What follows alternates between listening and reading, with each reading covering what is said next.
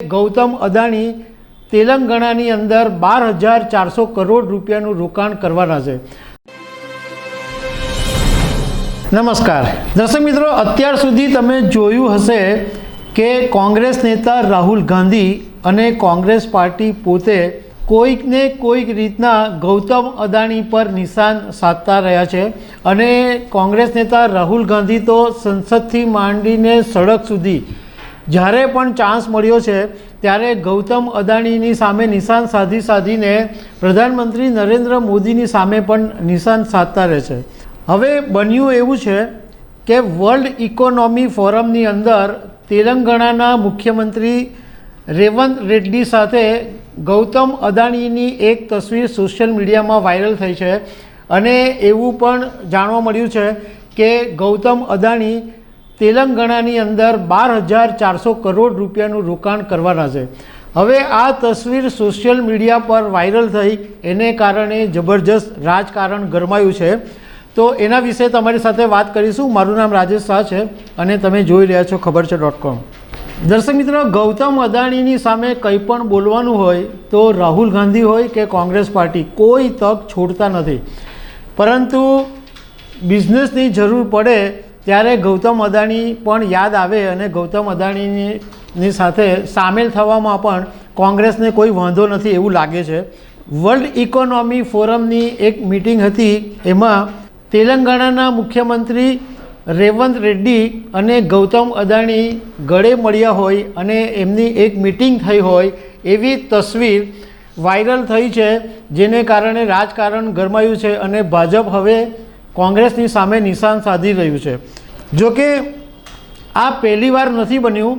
તમને યાદ હશે કે જ્યારે 5 રાજ્યોની વિધાનસભાની ચૂંટણી હતી એ સમયે પણ રાજસ્થાનના મુખ્યમંત્રી અશોક ગેહલોત એમની સાથે ગૌતમ અદાણીએ મંચ શેર કર્યો હતો એવી પણ તસવીર વાયરલ થઈ હતી અને ત્યારે પણ ભાજપના લોકોએ સવાલ ઉઠાવ્યા હતા। હજુ થોડાક દિવસ પહેલાંની જ વાત છે કે તેલંગાણાના મુખ્યમંત્રી રેવંત રેડ્ડીએ નાગપુરની એક જાહેર સભામાં ગૌતમ અદાણીની વિરુદ્ધમાં નિવેદન આપ્યું હતું અને એમણે નિશાન સાધ્યું હતું અને જે રીતના રાહુલ ગાંધી કહે છે એવી જ રીતના વાત કરી હતી કે પ્રધાનમંત્રી નરેન્દ્ર મોદીના જે ખાસ ઉદ્યોગપતિઓ છે એમને આખા દેશની સંપત્તિ હવાલે કરી દીધી છે। એટલે ગૌતમ અદાણી અને મુકેશ અંબાણીનું નામ લીધા વગર આ કોંગ્રેસ દર વખતે નિશાન સાધે છે। હવે ગૌતમ અદાણી તેલંગાણાની અંદર 12,400 કરોડ રૂપિયાનું જે રોકાણ કરવાના છે એમાં green energy sector, data centre, cement, aerospace એવા ઘણા બધા સેક્ટર છે કે જેની અંદર ગૌતમ અદાણી ત્યાં તેલંગાણામાં રોકાણ કરવાના છે। હવે રાજકારણના જાણકારોનું કહેવું એમ છે કે જ્યારે એક તરફ કોંગ્રેસ રાહુલ ગાંધી ગૌતમ અદાણીનો વિરોધ કરી રહ્યા છે અને બીજી તરફ તેલંગાણાની અંદર રેવંત રેડ્ડી ગૌતમ અદાણી માટે લાલ જાજમ બિછાવી રહ્યા છે, તો એની પાછળનું કારણ એવું છે કે તેલંગાણાની જે અગાઉની BRS સરકાર હતી એ જ્યારે આ સત્તામાંથી BRS બહાર થઈ ત્યારે તેલંગાણાની અંદરનો જે ખજાનો હતો એ ખાલી થઈ ગયો હતો અને રેવંત રેડ્ડી માટે મુશ્કેલી એમ છે કે વિધાનસભાની ચૂંટણીમાં લોકોને જે ગેરંટી આપી હતી, જે વચનો આપ્યા હતા, મફતની લણણી કરવાની જે વાત કરી હતી એ પૂરા કરવા માટે હવે એમને ફંડની જરૂર છે અને તમને જ્યારે ફંડની જરૂર હોય ત્યારે તમે દેશના મોટા ઉદ્યોગપતિને નજરઅંદાજ કરી શકો નહીં। એટલે ગૌતમ અદાણી ત્યાં આગળ રોકાણ કરવાના છે અને એને કારણે મોટી રોજગારી તેલંગાણામાં ઊભી થશે।